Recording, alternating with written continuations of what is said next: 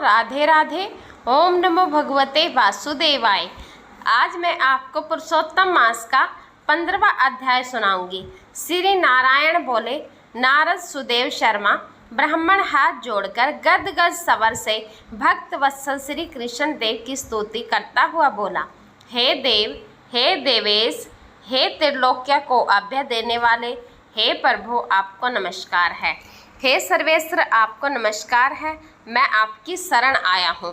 हे परमेश्वर, हे शरणागत वत्सल मेरी रक्षा करो।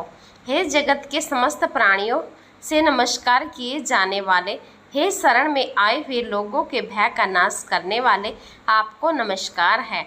आप जय के स्वरूप हो, जय के देने वालों हो, जय के मालिक हो, जय के कारण हो, विश्व के आधार हो, विश्व के एक रक्षक हो, दिव्य हो, विश्वों के स्थान हो, फलों के बीज हो, फलों के आधार हो, विश्व में स्थित हो, विश्व के कारण हो, फलों के मूल हो, फलों को देने वाले हो, तेज स्वरूप हो, तेज के दाता हो, सब तेजस्वियों में श्रेष्ठ हो, कृष्ण हो, विष्णु हो, वासुदेव के वासस्थान अथवा वासुदेव के पुत्र हो, दीन वत्सल हो, ऐसे आपको मैं नमस्कार करता हूँ।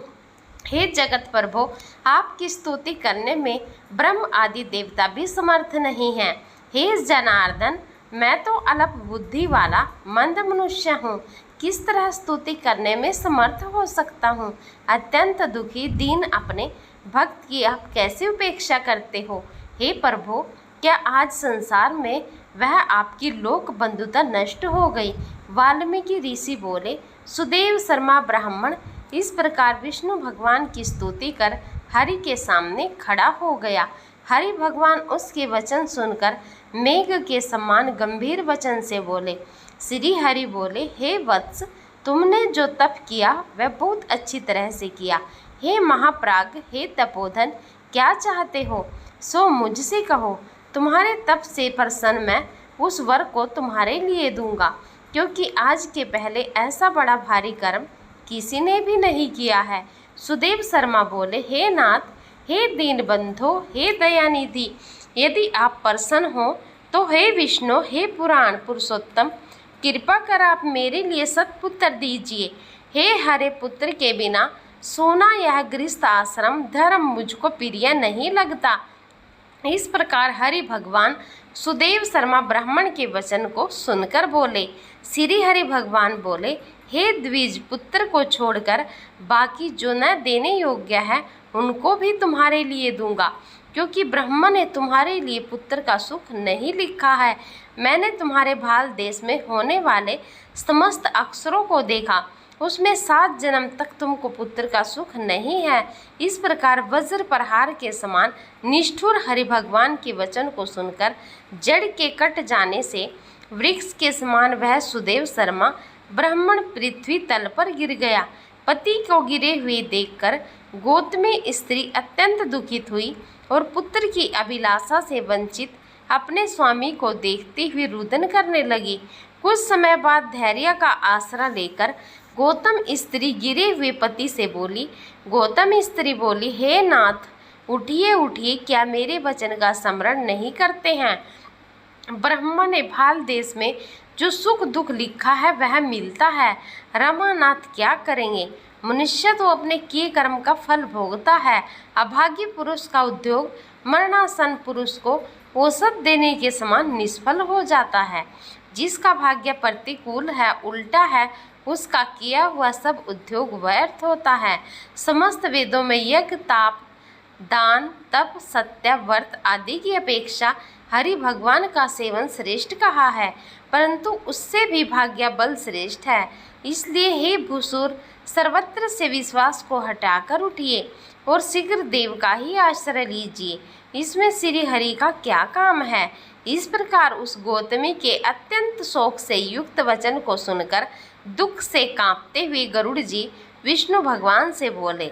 गरुड़ जी बोले, हे हरे, शोक रूपी समुद्र में डूबी हुई ब्राह्मणी को उसी तरह नेत्र से गिरते हुए अश्रुधारा से व्याकुल ब्राह्मण को देखकर, हे दीन बंधु, हे दया निषोध, हे भक्तों के लिए अभय को देने वाले, हे प्रभु, भक्तों के दुख को नहीं सहने वाले, आपकी आज वह दया कहाँ चली गई? अहो, आप वेद और ब्राह्मण की रक्षा करने वाले साक्षात विष्णु हैं। इस समय आपका धर्म कहाँ गया? अपने भक्त को देने के लिए 4 प्रकार की मुक्ति आपके हाथ में ही स्थित कही गई है। आहो, फिर भी वे आपके भक्त उत्तम भक्ति को छोड़कर चतुर्विद्या मुक्ति की इच्छा नहीं करते हैं और उनके सामने 8 सिद्धियां दासी के समान स्थित हैं। आपके आराधना का महात्म्य सब जगह सुना है। तब इस ब्राह्मण के पुत्र की वजह से आज पूर्ण करने में आपको क्या परिश्रम है? हाथी दान करने वाले पुरुष को अंकुश दान करने में क्या परिश्रम है? अब आज से कोई भी आपके चरण कमल की सेवा नहीं करेगा। जो पुरुष के भाग्य में होता है वह निश्चय रूप से प्राप्त होता है। इस बात की प्रथा आज से संसार में चल पड़ी और आपकी भक्ति रसतल को चली गई, अर्थात लुप्त हो गई। हे नाथ, आप करने तथा न करने में स्वतंत्र हैं। यह आपका सामर्थ्य सर्वत्र विख्यात है। आज वह सामर्थ्य इस ब्राह्मण को पुत्र प्रदान न करने से नष्ट होता है, इसलिए आप इस ब्राह्मण के लिए अवश्य एक पुत्र प्रदान कीजिए। सुदामा ब्राह्मण ने आपकी आराधना कर उत्तम वैभव को प्राप्त किया। आपकी कृपा से सांदीपनी गुरु ने मृत पुत्र को प्राप्त किया। इन कारणों से पुत्र की लालसा करने वाले ये दोनों स्त्री पुरुष आपकी शरण में आए हैं। श्री नारायण बोले। इस प्रकार विष्णु भगवान अमृत के समान गरुड़ के वचन को सुनकर गरुड़ जी से बोले, हे पक्षीवर, हे वेंत्य, इस ब्राह्मण को अभिलाषित एक पुत्र शीघ्र दीजिए। इस प्रकार अपने अनुकूल हरि भगवान के वचन सुनकर गरुड़ जी ने अत्यंत प्रसन्नचित होकर उस पृथ्वी के देवता दुखित ब्राह्मण के लिए अनुरूप सुंदर पुत्र को जल्दी से दे दिया। जय श्री कृष्णा। राधे राधे आप सभी को। आज का महात्म्य यहीं पर ख़त्म होता है, समाप्त होता है। वीडियो अच्छी लगी हो तो प्लीज़ एक लाइक ज़रूर कर दीजिएगा।